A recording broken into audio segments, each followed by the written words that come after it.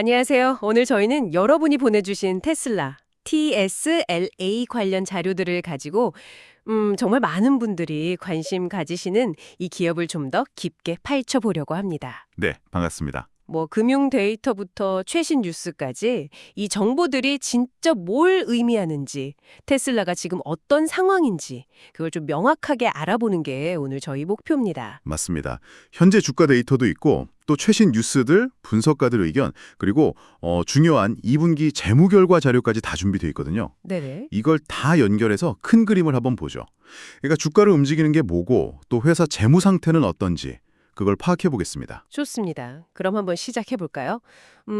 우선 주가 자체만 봐도 와, 정말 역동적이네요. 그렇죠. 현재 주가가 보니까 434달러 선이고 개장 전 거래에서도 약간 올랐네요. 특히 최근에 2025년 신고가 찍었고 4월 저점이랑 비교하면 85%나 올랐다니 와 이거 엄청난 상승세인데요. 네, 확실히 그 상승 모멘텀이 아주 강하다는 걸 보여주죠. 그렇죠. 지난 1년 변동폭이 대략 한 212달러에서 488달러 사이인데 지금은 거의 연중 최고가에 바짝 붙어 있으니까요.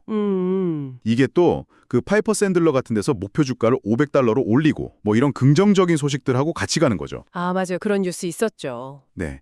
분석가들도 테슬라를 뭐 최고의 전기차 주식 중 하나다. 사상 최고가도 가능할 거다. 이렇게 좀 낙관적으로 보고 있고요. 그리고 얼마 전에는 일론 머스크 본인이 직접 10억 달러, 엄청난 금액의 주식을 샀다는 얘기도 있었잖아요. 네.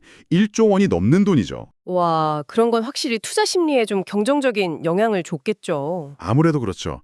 경영진이 직접 자기 회사 주식을 그만큼 산다는 건 강력한 자신감의 표현으로 받아들여질 수 있으니까요. 흥미롭네요. 근데 동시에 딱 눈에 들어오는 게 그 주가 수익 비율, P/E 있잖아요. 이게 251.67배라고 나와 있는데 이건 뭐 엄청 높은 거 아닌가요? 아, 네. 테슬라 얘기할 때 정말 빠지지 않는 부분입니다. 그쵸. 네. 이 높은 P 비율은 보통은 투자자들이 미래에 아주 높은 성장을 기대하고 있다는 신호로 보는데 테슬라의 경우는 좀 더 복합적이에요. 복합적이라면요? 그러니까 단순히 현재 수익 대비 주가가 높다, 뭐 이 수준을 넘어서 시장이 테슬라를 그냥 자동차 회사가 아니라 인공지능이나 로봇 같은 그런 첨단 기술 기업으로 보고 있다는 증거로 해석될 여지가 많다는 거죠. 아, 미래의 기술에 대한 프리미엄이군요. 맞습니다. 현재 버는 돈보다는 미래의 시장을 어떻게 바꿀 것인가, 그 혁신 잠재력에 훨씬 더 큰 가치를 부여하고 있는 셈입니다. 물론 뭐 일각에서는 이게 좀 과도한 낙관론 아니냐, 심지어 투기적이다 이런 비판도 있고요. 확실히 논쟁적인 부분이네요. 미래 기술 기업 가치. 흥미로운데요? 근데 주가란 보면 진짜 다 좋아 보이는데 그럼 실제 회사 성적표는 어떨까요? 이제 그 2025년 2분기 재무 실적 이걸 좀 자세히 봐야 할 것 같은데요. 자료를 보니까 완전 다른데요? 네, 바로 그 지점입니다. 지금 말씀하신 대로 주가랑 기대감은 아주 뜨거운데 2분기 실적만 놓고 보면 사실 좀 엇갈리는? 아니 오히려 좀 우려스러운 모습이 보여요. 우려스럽다고요? 네, 핵심 재무지표들이 작년 같은 기간보다 다 떨어졌습니다. 매출은 거의 15% 줄어서 225억 달러고요. 12%나요? 네, 그리고 순이익은 더 많이 16% 이상 감소해서 11억 7천만 달러입니다. 아, 매출, 순이익 다 줄었네요. 그렇죠. 수익성을 나타내는 수익률도 5.21%로 하락했고 주당 순이익, EPS라고 하죠.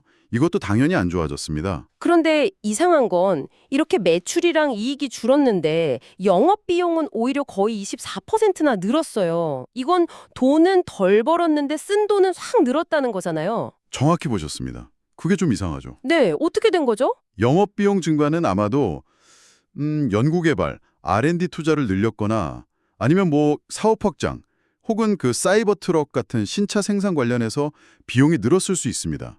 미래를 위한 투자 성격일 순 있어요. 아, 투자 때문일 수 있다. 네. 하지만 결과적으로는 매출이 줄어드는 상황과 맞물리면서 이게 수익상에 상당한 부담을 준 거죠. 순이익이랑 수익률 감소로 바로 나타나잖아요. 그렇군요. 돈을 벌어들이는 속도보다 쓰는 돈이 더 많아진 거니까 그럼 현금 흐름은 어땠을지 좀 걱정이 되는데요. 네, 현금 흐름 쪽도 좀 봐야 합니다. 영업활동으로 벌어들인 현금 흐름이 약 30% 감소했고요. 30%? 네, 그리고 특히 잉여 현금 흐름, 그러니까 프리 캐시 플로우, FCF라고 부르는 거요. 이게 마이너스 13억 6천만 달러를 기록했어요. 마이너스요? 작년에는 플러스 아니었나요? 맞습니다. 작년 2분기에는 플러스였는데 이번에는 아주 큰 폭의 마이너스로 돌아선 거죠. 그 잉여 현금 흐름, FCF가 정확히 뭐고 왜 중요한 건가요? 좀 더 쉽게 설명해 주실 수 있을까요? 아, 네. FCF는 아주 중요한 지표인데요. 기업이 장사에서 번 돈에서 뭐 공장 짓고 기계 사고하는, 그러니까 사업을 유지하고 성장시키기 위해 꼭 써야 하는 투자 비용, 캐펙스를 빼고 남은 돈이에요. 아, 진짜로 자유롭게 쓸 수 있는 돈? 그렇죠. 그야말로 회사가 마음대로 쓸 수 있는 현금인 거죠.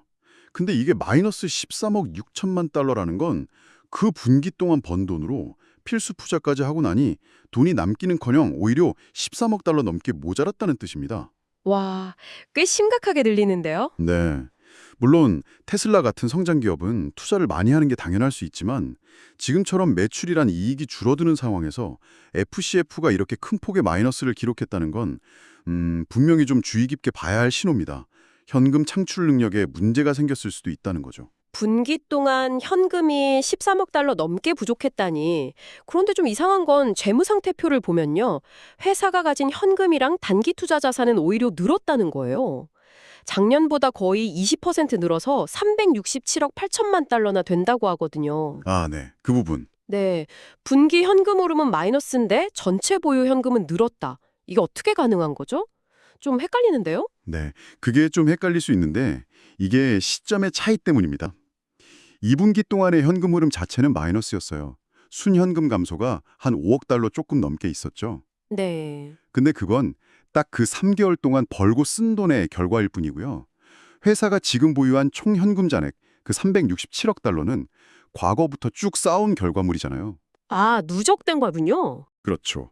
작년보다 총 현금 보유액이 늘어난 건 이번 2분기에 돈을 좀 썼음에도 불구하고 그 전에 뭐 유상증자나 채권 발행 같은 걸로 자금을 미리 많이 확보해뒀거나 아니면 재고 관리나 뭐 외상대금 회수 같은 운전자본 관리를 잘해서일 수도 있습니다. 그러니까 2분기에 까먹긴 했지만 그 전에 쌓아둔 돈이 워낙 많고 또 다른 데서 돈이 들어왔을 수도 있어서 전체 잔고는 늘었다는 거네요. 맞습니다. 정확히 그거예요.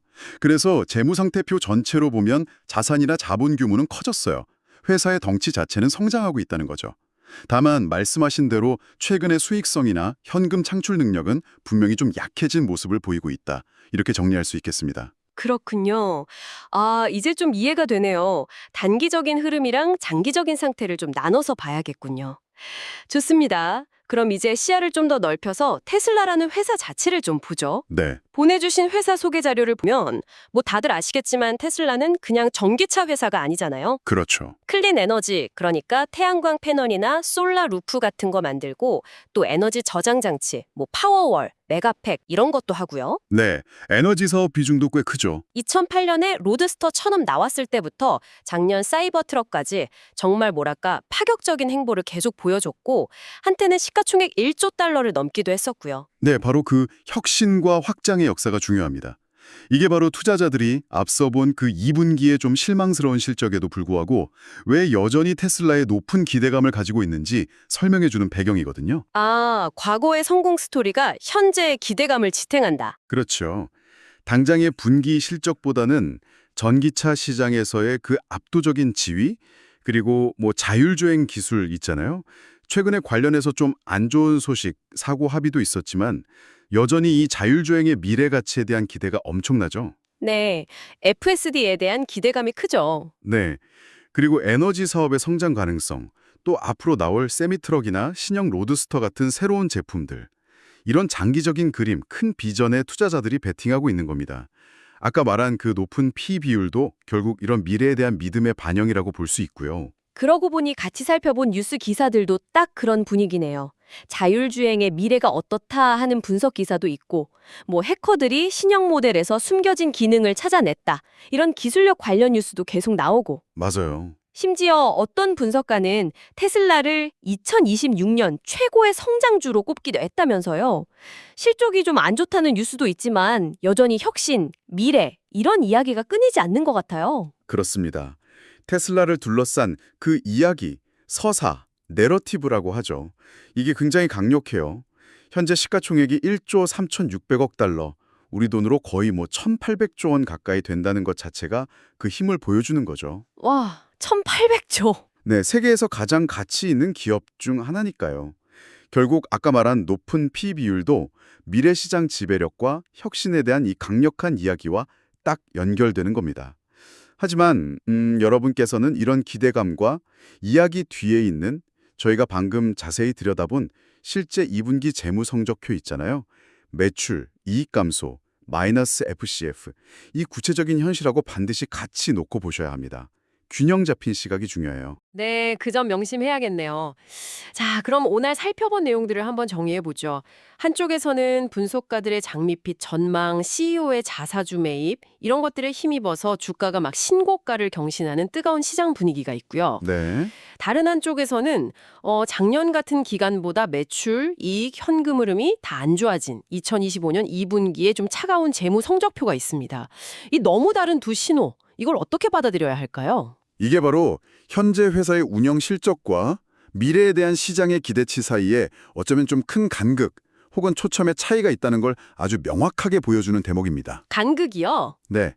시장 참여자들, 그러니까 투자자들은 테슬라의 장기적인 잠재력, 시장 리더십, 혁신 기술 이런 거에 훨씬 더 큰 가중치를 두고 평가하는 거죠.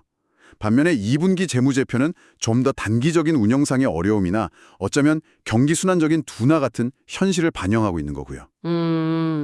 여기서 정말 흥미로운 질문은 이거예요.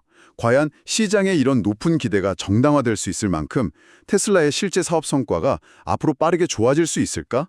이 질문에 대한 답을 찾아가는 과정이 앞으로 중요하겠죠. 그렇군요. 오늘 논의를 마무리하면서 청취자 여러분께 생각해볼 질문 하나를 좀 던져드리고 싶습니다. 네. 최근 재무 실적이 분명 좀 걱정스러운 부분들을 보여주었지만 시장의 열기나 자율주행 같은 미래 기술에 대한 기대는 여전히 뜨겁잖아요. 그렇죠. 이런 상황에서 테슬라의 그 성장 스토리가 진짜 펀더멘탈, 그러니까 기업의 기초 체력 면에서도 정말 다시 탄탄해지고 있는지 확인하려면 앞으로 한 1년 정도 지켜볼 때 주가 말고 딱 한 가지 지표만 골라서 추적해야 한다면 여러분은 어떤 걸 가장 중요하게 보시겠어요? 아주 좋은 질문인데요. 예를 들면 다시 매출 성장률이 가파르게 오르는 걸까요? 아니면 수익성, 이익률이 개선되는 거? 혹은 아빠 얘기했던 그 잉여연금 흐름, FCF가 다시 플러스로 확 돌아서는 거. 네. 정말 여러 가지를 생각해 볼 수 있겠네요. 네. 테슬라의 다음 행보를 지켜보면서 여러분도 한번 각자 중요하다고 생각하는 지표를 정해서 꾸준히 따라가 보시면 재밌을 것 같습니다. 오늘 저희 이야기는 여기까지입니다.